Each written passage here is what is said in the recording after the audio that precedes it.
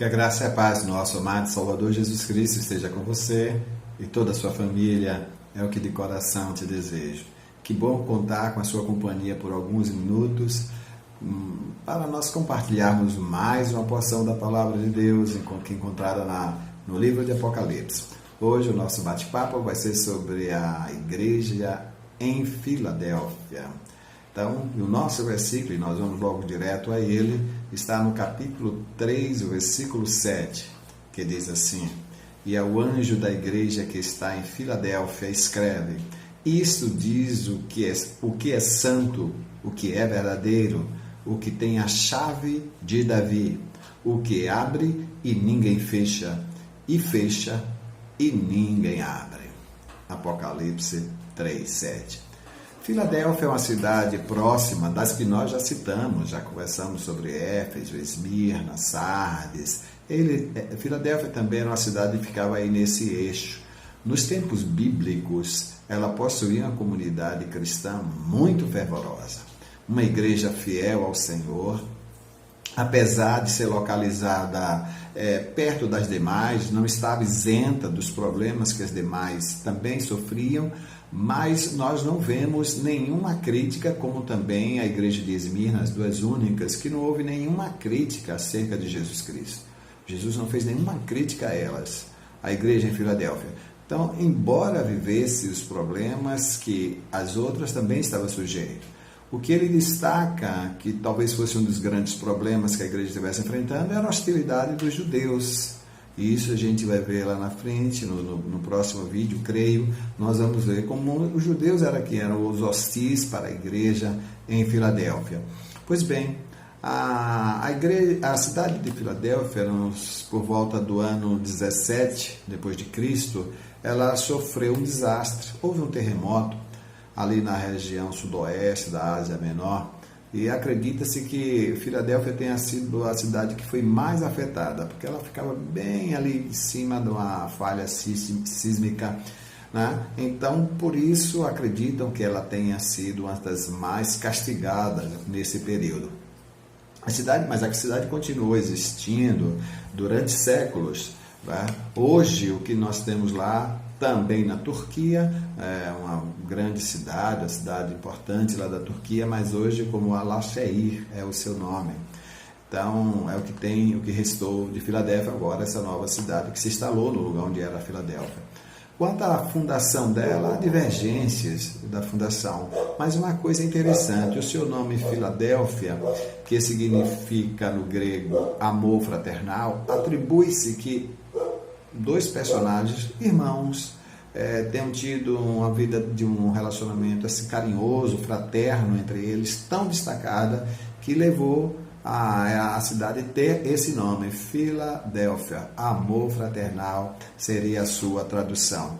Mas a nossa fundação é o que menos importa para a gente, então nós vamos direto logo a essa autoapresentação de Jesus, a forma como Jesus se apresenta à igreja em Filadélfia.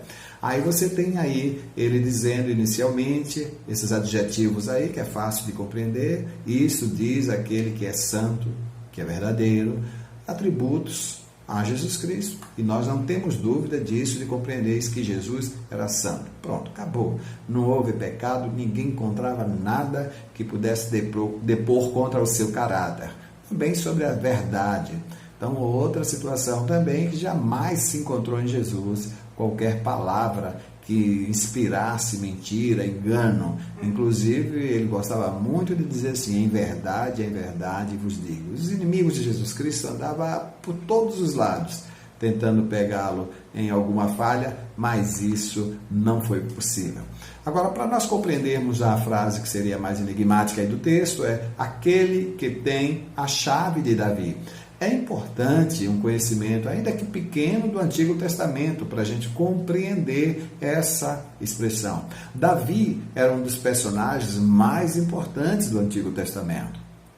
A Bíblia faz menção do nome de Davi quase 1000 vezes. Né? Se você fizer uma busca eletrônica aí, você vai ficar surpreso de quantas vezes é citado o nome de Davi. Com certeza é um dos personagens mais importantes de toda a Bíblia, não só do Antigo Testamento. Então, até porque havia de Deus uma aliança com Davi. E esse conhecimento desse pano de fundo, para a gente entender essa frase, é importante. É de Davi, segundo a promessa, que viria o Cristo, descenderia o Cristo. Então, quando você chega ali em Lucas 1,32, o anjo, quando aparece a Maria para anunciar o nascimento de Jesus, veja como é que ele diz a respeito de Jesus: este será grande e será chamado Filho do Altíssimo, e o Senhor Deus lhe dará o trono de Davi, seu pai. Não seria José? Dessa linhagem, dos judeus, né? O patriarca mais importante era o pai de todos. Então Jesus Cristo descendia de Davi. E essa é uma aliança, uma promessa que Deus havia feito a Davi, inclusive garantindo a ele que o seu trono jamais saltaria esse sucessor e que seu reino seria eterno. Aí nós vamos começar a compreender isso. Você lembra de como foi que Bartimeu, o cego Bartimeu, clamava por Jesus Cristo? Está lá em Marcos 10,48. E muitos o repreendiam para que se calasse, mas ele clamava cada vez mais: Jesus, filho de Davi, tem misericórdia de mim.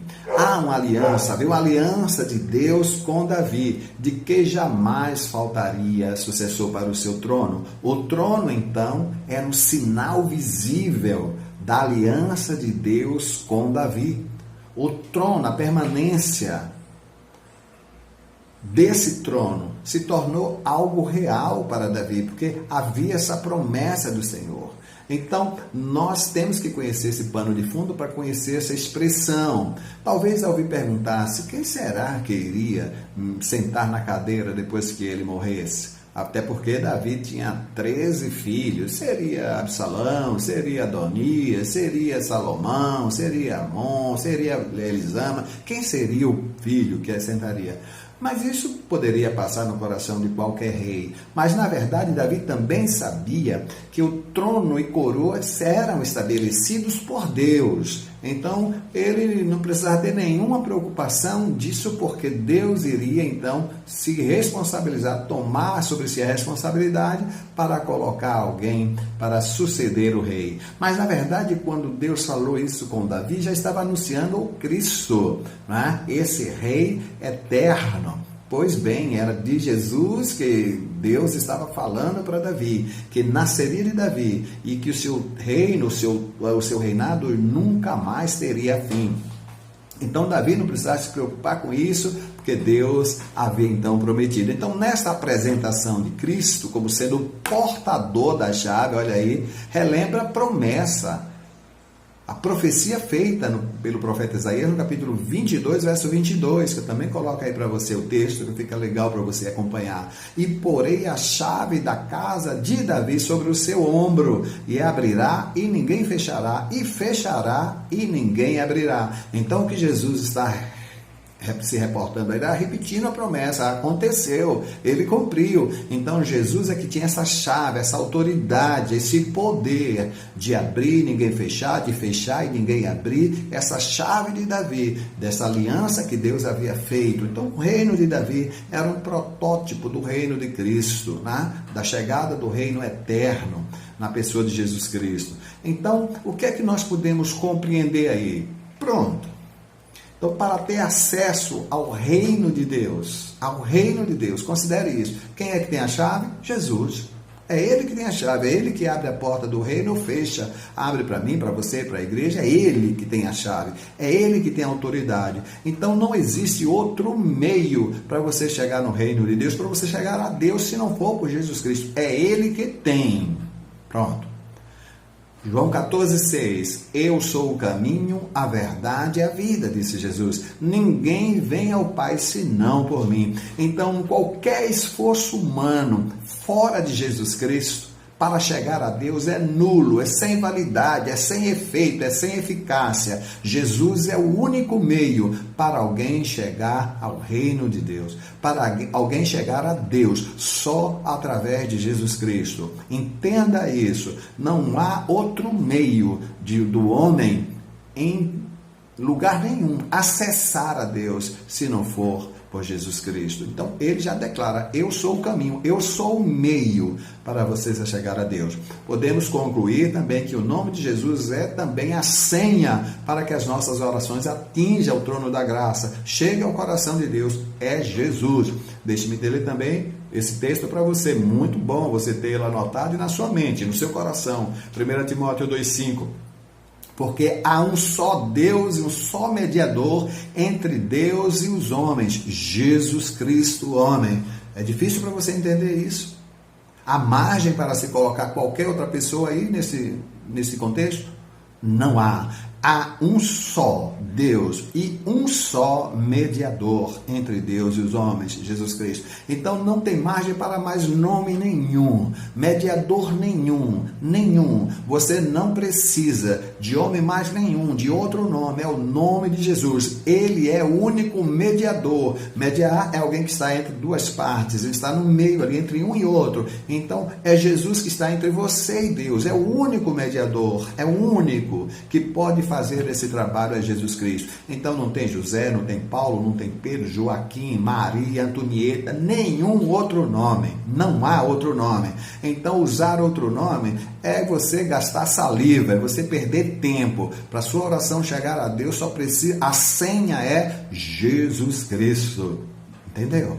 Pois bem, é através desse nome que o homem pode ser salvo também. Também nós podemos ver isso muito na Bíblia, essa verdade muitas vezes repetida na Bíblia, que só vou deixar para você Atos 4,12 por questão de economia de tempo, que diz assim, e nem o outro há salvação, porque também debaixo do céu nenhum outro nome há dado entre os homens pelo qual devamos ser salvos.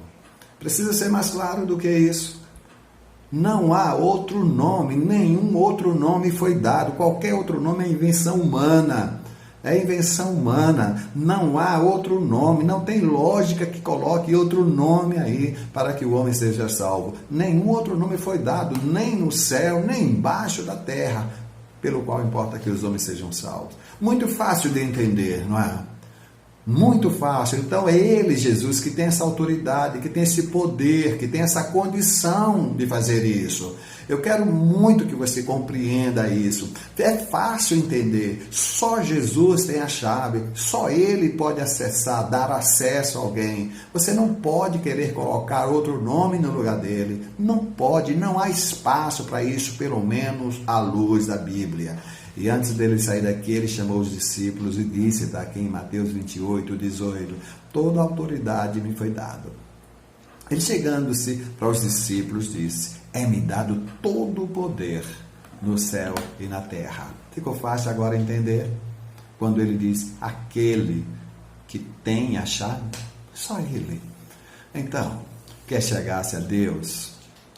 Quer que suas orações sejam atendidas? Quer? Você quer realmente ser salvo? O nome é esse. Essa é a senha. Jesus Cristo. Entende isso? Ele deu a vida por nós. Ele morreu em nosso lugar, habilitando-se assim para ser esse mediador, para ser esse salvador, para ser aquela pessoa que pode nos garantir uma vida eterna ao lado do Pai. Só Ele tem a chave. Só Ele tem a chave. Então, que você possa entender isso, que você possa buscar nele, nome nenhum, nome nenhum. Você não precisa de mais ninguém para você ter acesso a Deus. Jesus inaugurou, diz a palavra, um novo caminho, um novo caminho. E agora, nesse novo caminho, qualquer um que de coração verdadeiro e confessa chegar, tem acesso a Deus. Que Ele te abençoe e te faça compreender essa verdade tão importante para a nossa vida espiritual. Eu acho que o vídeo de hoje merece um like, não merece? Um comentário? Merece o seu comentário e vamos aguardar o seu comentário. Merece o seu compartilhamento para que mais pessoas conheçam e saibam, creia que Jesus é a chave. Então faça isso sem demora, deixe seu like, o seu comentário e compartilhe esse vídeo com o maior número de pessoas possíveis. Que Deus te abençoe.